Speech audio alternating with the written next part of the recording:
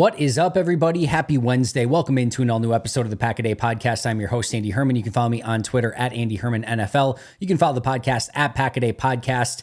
Today, we are talking about superpowers. No, we're not talking about Deadpool or Wolverine. We're not talking about Marvel or DC. We are talking about specific superpowers for your Green Bay Packers. Now, I use this term, obviously, a little bit loosely. What we're looking at today are the traits of this organization, of players within this organization that make them special, that set them apart, and that can sort of supercharge this team into what hopefully can become a super team, or more specifically, a Super Bowl team. So we're going to be looking at the things that this team and the players on this team do incredibly well, that, like I said, can hopefully propel this team to become something special, maybe in the near future. So let's go over it today. We're going to start off right away with number one on the list.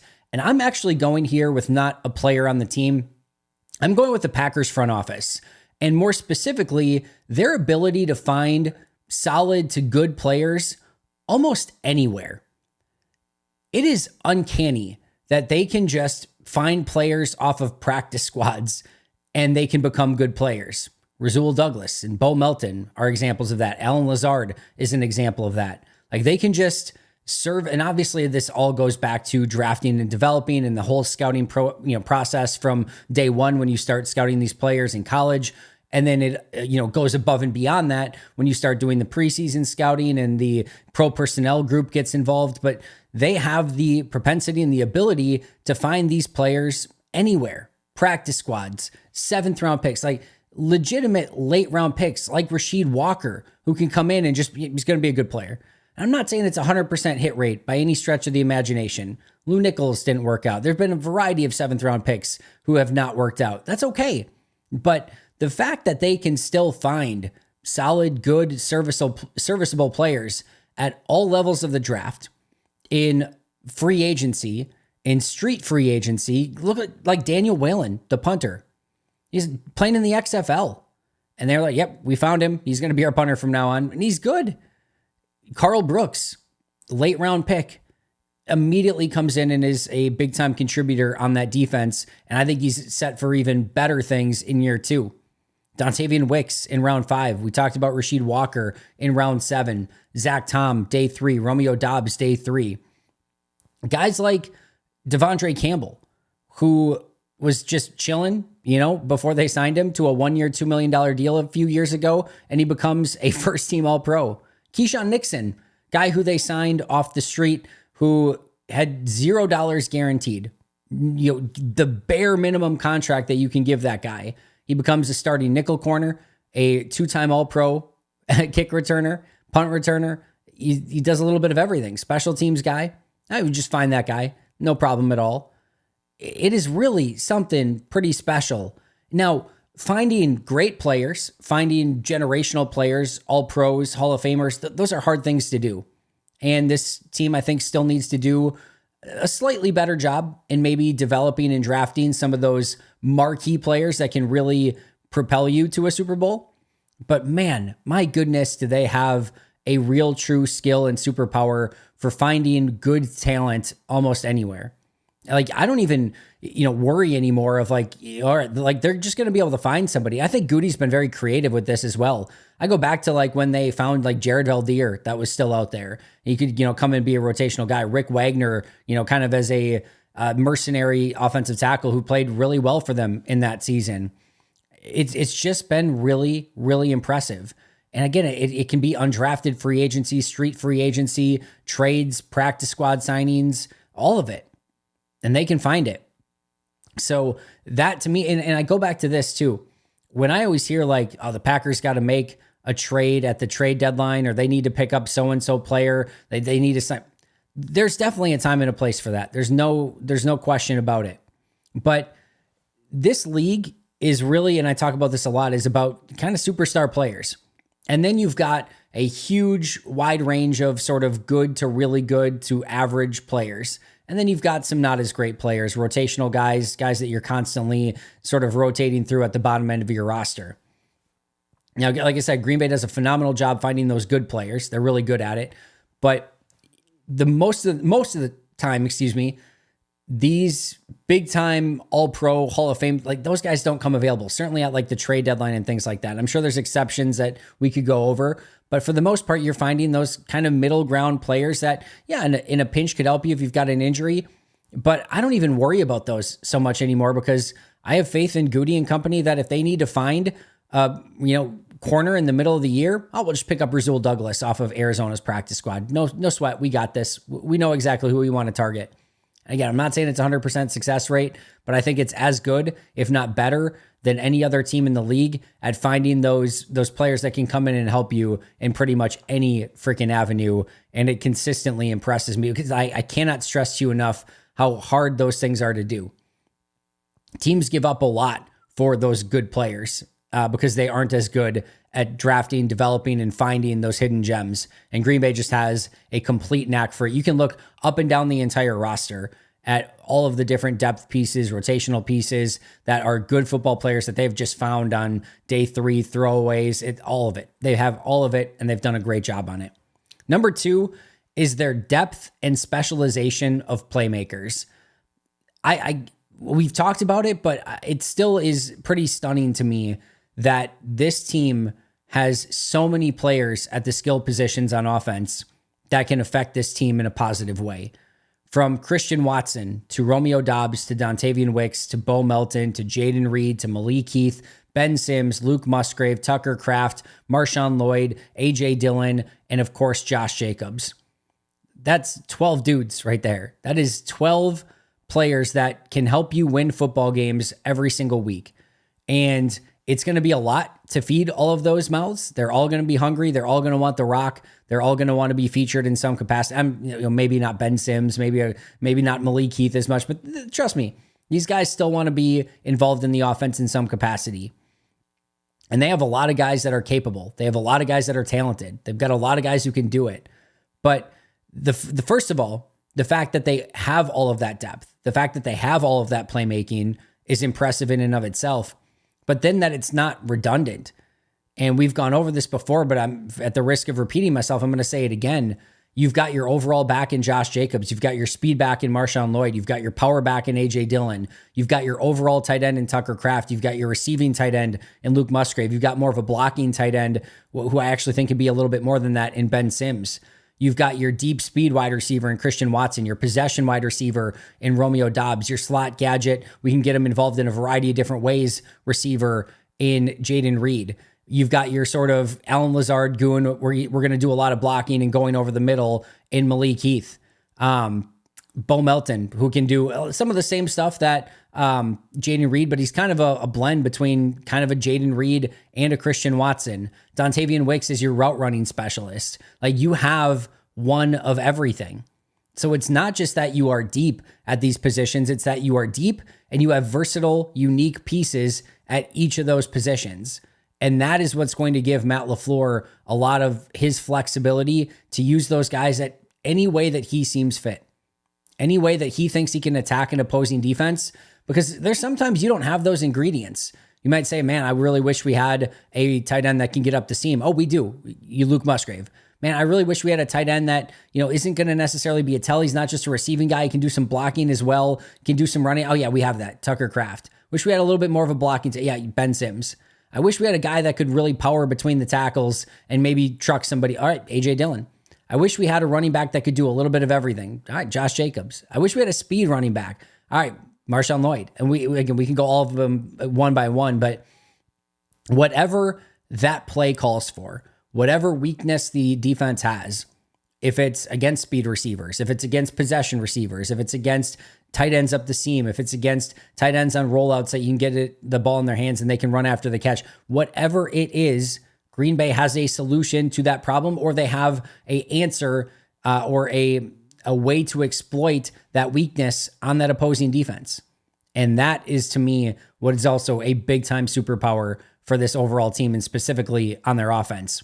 Number 3 is the versatility all throughout the roster. We talk about best 5 on the offensive line and how all these guys can play so many different positions.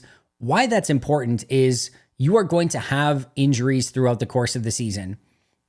I'm a pretty big believer in the workforce and in general of kind of like specialization of skills. I think if you can kind of master something, it goes a little bit further than if you try to sometimes be a jack of all trades.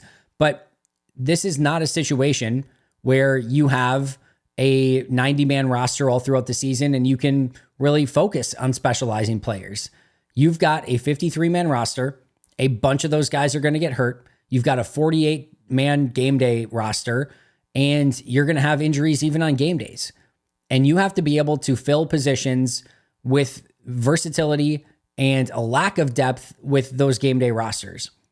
So what Green Bay does to cross-train their players, to make them versatile, and to just draft versatile players in the first place that can play a variety of different positions, that helps them a ton. At wide receiver, you have wide receivers that can play not just in the slot, but on the outside. They can play the X, the Y, the Z. They can do a little bit of everything, and they cross-train those guys at everything. On the offensive line, Elton Jenkins, 4 to 5 position guy. Zach Tom, 5 position guy. A lot of the tackles can play both sides. Jordan Morgan's already cross-training at 4 different positions along the line. Sean Ryan's done left guard, center, and right guard. We can go on, but you know the names, you know the versatility. These guys can play a variety of different positions.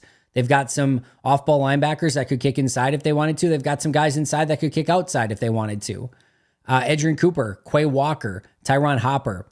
These are guys that can play any of those linebacker spots. If you do want to go more of a traditional Mike Sam Will, those guys can play a variety of those spots. Now, again, are they a perfect, Sam linebacker? Not always. No, it's probably not their perfect forte, but can they do it in a pinch? Can they fill in that role? Yeah, absolutely. Corners that can play not only boundary, but can play in the slot as well. Safeties, Javon Bullard, somebody who can play post safety. They can play box safety. You can play in the slot. Xavier McKinney, same thing. Evan Williams, same thing. Kitano Ladapo can probably play some safety and some linebacker.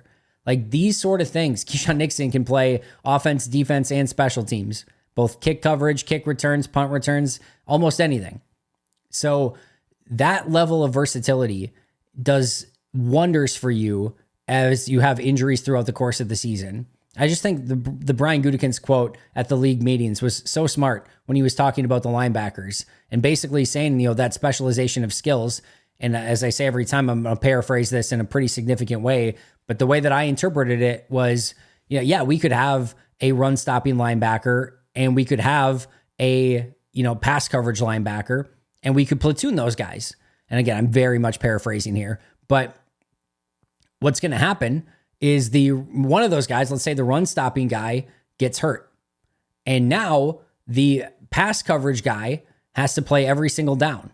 And now they're running the football and that guy can't stop the run because he's not big enough, he's not physical enough, he's not strong enough, whatever it might be. All right, well, that doesn't help us. Or vice versa. Your coverage guy goes down and you've got only your run stopping linebacker left to play. And now you've got Kyle Shanahan working up ways to get George Kittle and Kyle Juszczyk and wide receivers and everyone else on that linebacker who can't cover, and it's good night nurse. You're not going to be in a great position right then and there. So instead, they're saying we want a Quay Walker, an Edgerrin Cooper, a Tyron Hopper, guys that can do a little bit of everything. We'll cross-train them, we'll get them up to speed, and we'll make sure that no matter who gets hurt, the other guys can step up and do the job no matter what. And that versatility all throughout the roster is important, and it absolutely pays dividends throughout the course of the season when those injuries do, in fact, hit. Number 4, Matt LaFleur's play design and his ability to create mismatches. I do believe Matt is a very innovative offensive mind. I think there's certainly some copy and paste here from Matt, some Control-C, Control-V. I do think he, as he should, by the way, this is not an insult to Matt. I think he steals some really smart concepts from some really smart coaches and integrates them in the offense. But what I love about Matt is there are coaches that do this, and I won't name names here, but there are coaches that do this where they copy a little from here, they copy a little from here, they copy a little from here, and they sort of spam together or, copy and paste together all of the best ideas from all these different playbooks throughout the league. You might think that sounds like a really good idea, but what happens is you don't have any cohesion. You don't have any backbone for your offense. You don't have any core concepts. You just have copied and pasted playbooks that are, sort of stolen from other things that have been successful throughout the league. And don't get me wrong, you can absolutely do some of that.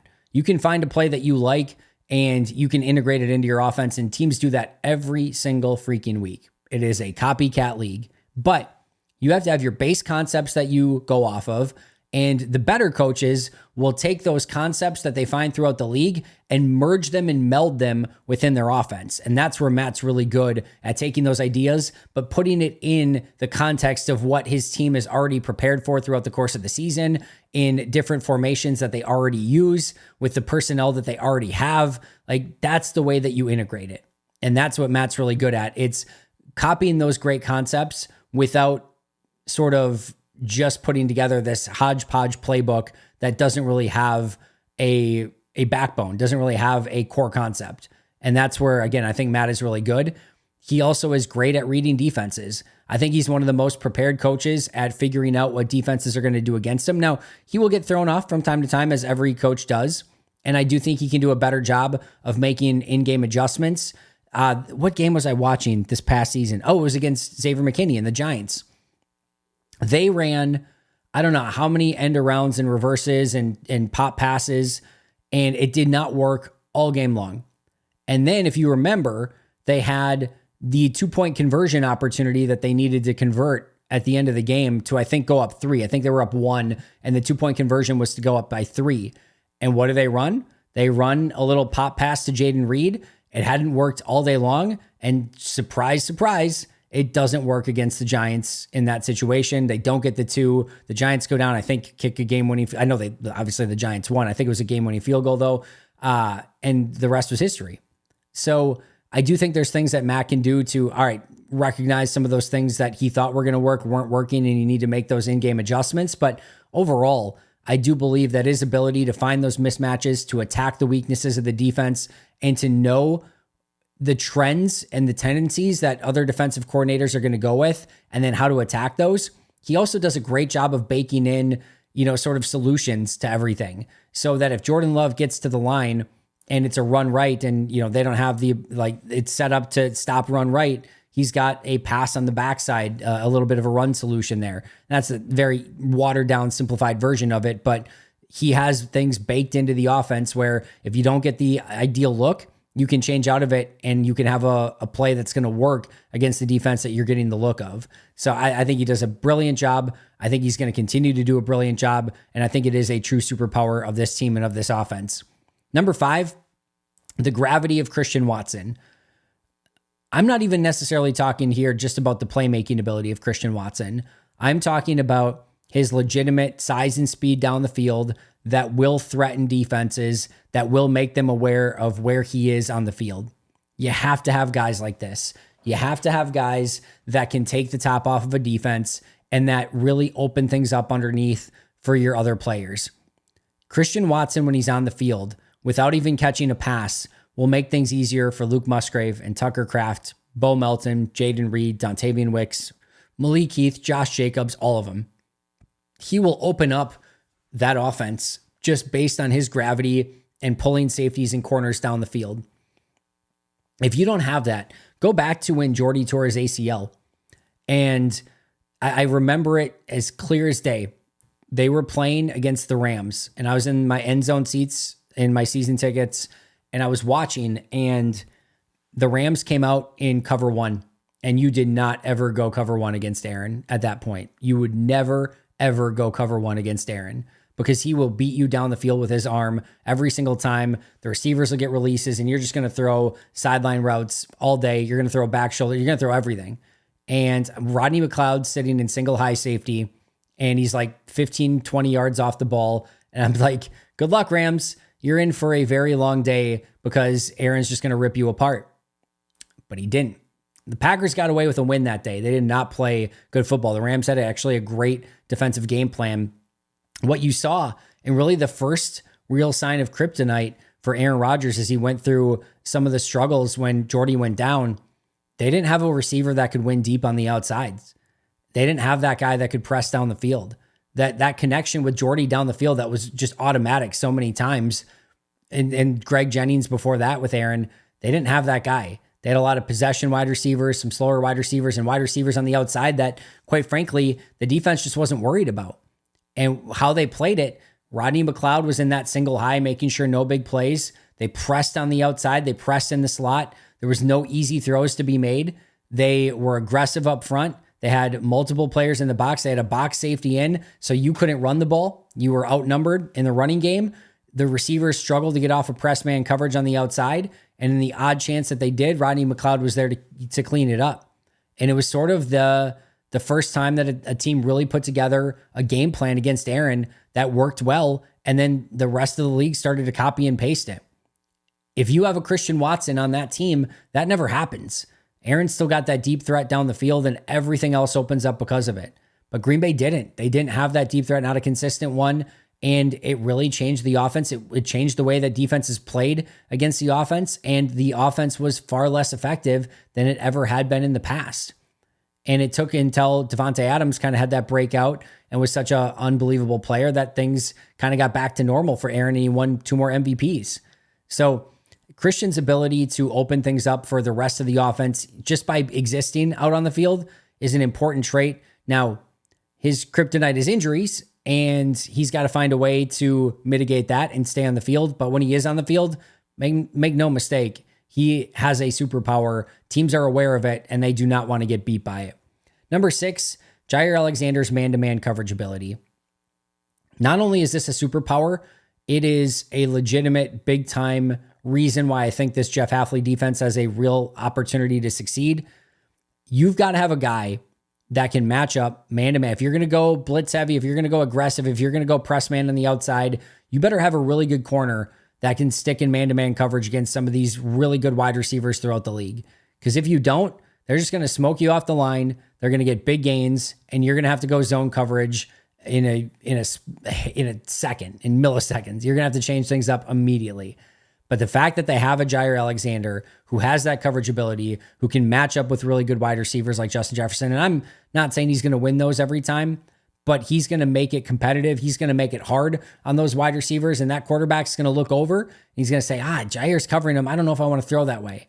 So his coverage ability, his fluid hips, his ability to change direction, we need to get back to that a little bit with Jair, but I do think in this defense, when they start asking him to play a bit more man-to-man, I do think that's going to be something that opens him up for far more success. And I think we're going to see that superpower that's sort of been dormant within him because his previous defensive coordinator didn't allow him to use it, basically stifled it. Now he's got it back, and I think it's going to pay huge dividends for Green Bay.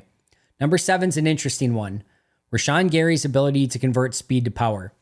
When he bull rushes, it is a nightmare for offensive tackles. They struggle to anchor against him. He will collapse offensive tackles into the pocket all day, every day. He is a nightmare to have to face as an offensive tackle because he will go through your face and there's not much you can do about it.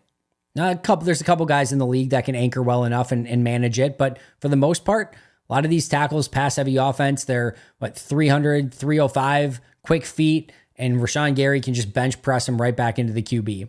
The issue with this superpower for Rashawn is he sometimes forgets that he's a speed to power guy, that he's a bull rusher, and he wants to be a speed rusher. All right. He's the Hulk, but sometimes he thinks he's the Flash. I don't know how many more lame cliche superhero things I can get in this episode, but I am going to try my darndest to keep doing it. But yeah, so he's the Hulk, but sometimes he thinks he's the Flash. And when he tries to do super speed, he just doesn't have it. He doesn't have that bendability around the edge, and the offensive tackles are just able to pick him up a little bit easier. In sort of long story short mode here, he's making the job easier for the offensive tackles by trying to be a speed rusher rather than going right through somebody's face. But when he does go through somebody's face, when he does convert speed to power, when he does bull rush people, he's a nightmare. And it is a absolute bear to have to go against.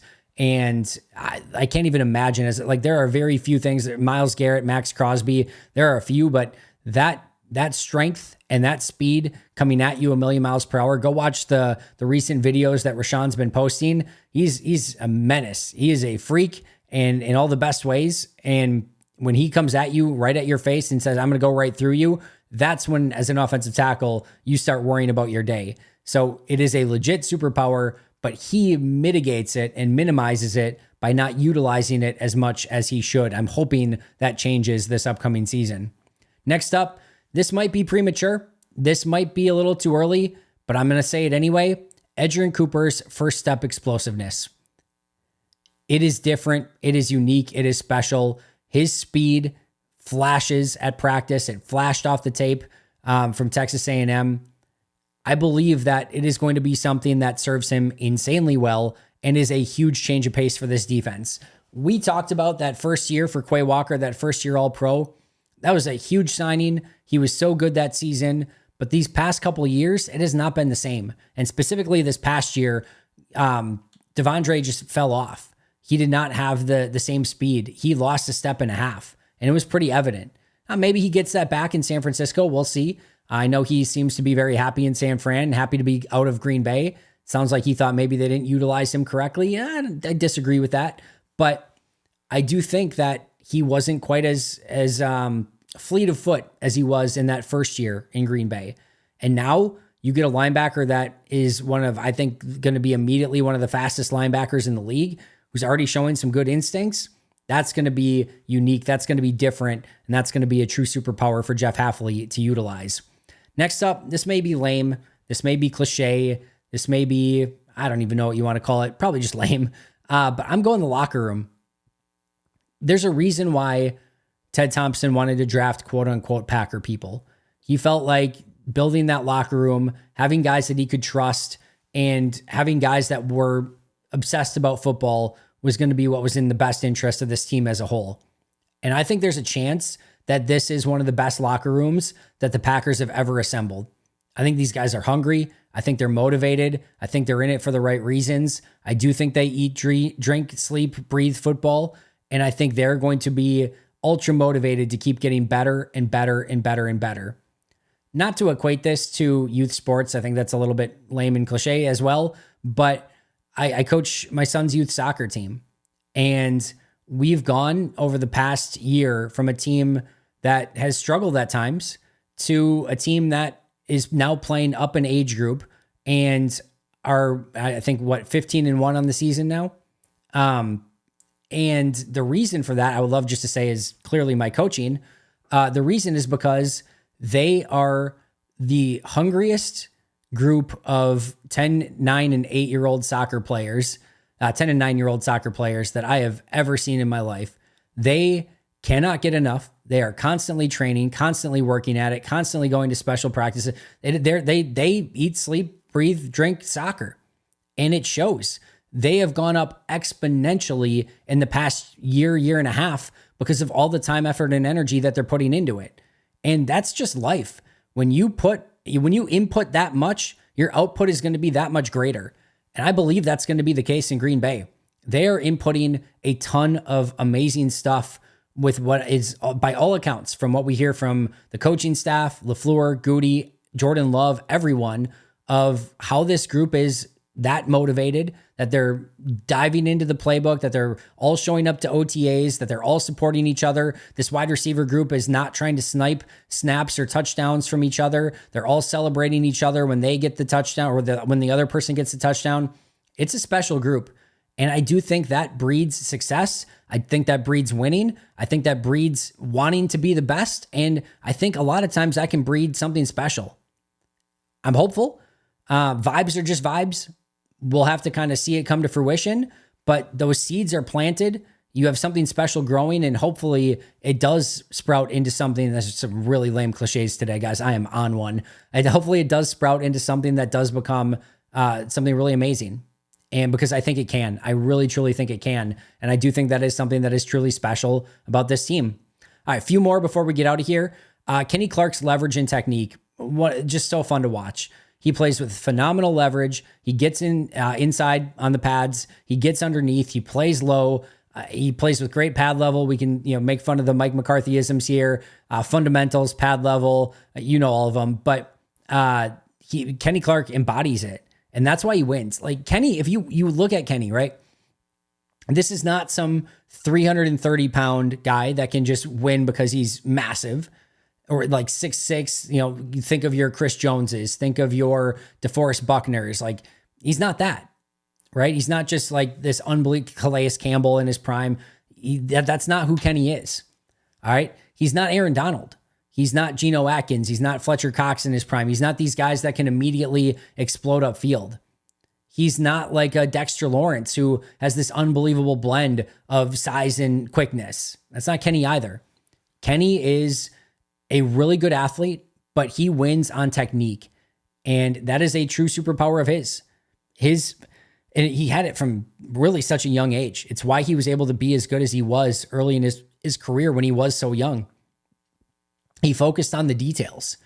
And it's like I said, he's been one of my favorite players to watch year in and year out because he is winning with that. And sometimes it's a little bit more of a slow burn. Sometimes it takes him a little bit longer to get to the QB. He's not like this, 12 sack per season guy or anything like that. But my goodness, do his contributions sometimes go underappreciated. And he is a constant cog in the middle of that defense that is working for good and doing everything he can to bring this defense up and be the best that it can be. It hasn't always been enough, but it's not due to lack of energy, intensity, physicality, and sort of, again, the leverage and technique that Kenny Clark displays week in and week out through the entirety of his career at this point. Number 11 might be one that surprises you a little bit. Karl Brooks and his sort of go-to move. He has a quickness out of his stance, does a little bit of a sidestep quickly, gets his arm over, and then just explodes upfield. And he has the timing down. He has the quickness down, exactly when to get his arm over and swipe the opposing offensive lineman's arm. And before you know it, he's in the backfield. Now, over time, as teams become more familiar with him and are going to make sure that they shut down that move, he's going to have to work some counters into it. But it is like, he mastered one very, I don't want to say unique. It's not that unique. It's not like other people don't use it, but he mastered that specific move. And it is a go-to move, and it works incredibly well. And sometimes he gets shut down with it. Sometimes they'll go for the arm over, and an offensive line will just get under him and forklift him or whatever they need to do to kind of make it so that it mitigates that rush. But man, 2-3 times a game, he'll set it up. That move will work. He does it perfectly, and he's disruptive into the backfield. And that's sometimes all you need. It's just those 3, 4, 5 disruptive plays. He might spam that move a little bit too much, but it is a special move. And if I think a lot of people could do it to the level that he could, I think they'd be spamming it too. He might not be that pitcher right now. Another really beautiful cliche here, but he might not be that pitcher that has 2, 3, 4 great pitches at his arsenal, but he's got one pitch that is near unhittable. And it's not quite that because he gets blocked every once in a while, obviously, with it, but he's got that one pitch, and that pitch is really, really good. And even though you might know it's coming, he's mastered it to the point where even if you know it's coming, it's still really hard to stop. And I think it is actually one of the superpowers on this team. And then last but not least, number 12 on my list is just Jordan Love. I don't have a Jordan Love's arm strength or Jordan Love's accuracy or Jordan Love's ad-lib ability, his athleticism. I don't have that one thing for Jordan. I don't know yet, because we've only had one season really, like what his true best trait is going to be. Yeah, I do think his ad-lib ability, I think his ability to throw off platform, I think his arm talent is there, but I don't know that there's that one thing where you're just like, oh my goodness, he is unbelievable at this one thing. But the total package is still a superpower.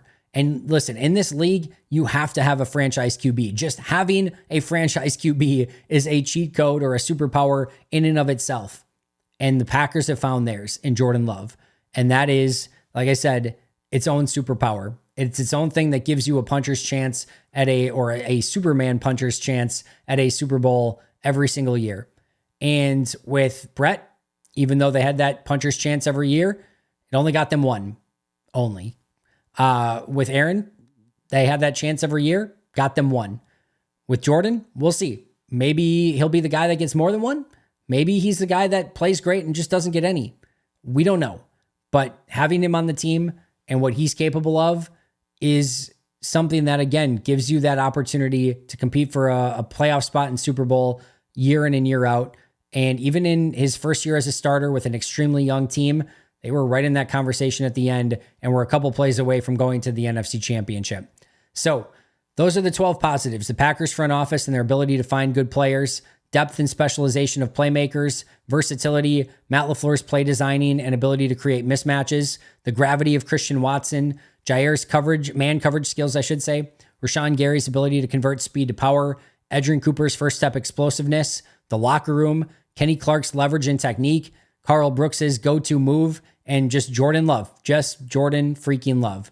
They do have one kryptonite, however, and it's something that we need to discuss. It's an important one. The big thing, their biggest kryptonite, hamstrings. Say it in jest, I'm kidding. Hopefully they got that all figured out, and hopefully we don't see any hamstring injuries in 2024. That would be very, very nice. The big thing, can the Packers play to those superpowers? Like we kind of talked about with Rashawn Gary, it's great if you have them, but you need to use them. All right. You've got to figure out ways to implement them in a very important way because they are something that sets you apart as a playmaker. And then the next question is, can new superpowers develop? We didn't even talk about Josh Jacobs, Xavier McKinney, Dontavian Wicks, Devontae Wyatt, Quay Walker, etc. There are multiple players that we could have talked about that can do some special things. Can they develop some things that are really going to take this team to the next level? And like I said, now it's time to unlock those talents and be not just a group of individuals with superpowers, but a super team that can win a Super Bowl. That is going to do it for me today. Thank you so much for joining me. Always appreciate you guys. Shout out to our Hall of Fame and All-Pro members, Most Hated Minnesotan, PJ Wynn, John Wild, Shea Dad, Brandon Paletta, Jennifer Wright, Boom Handle, Donald Lee, Lori Lord, Baby QB, David McCluskey, Donald Decker, Bremen, Dan Miller, Alex Wong, Arnaldo Espinoza, and Dan Gassford. I'll see you tomorrow, but until next time, and as always, go Pack Go.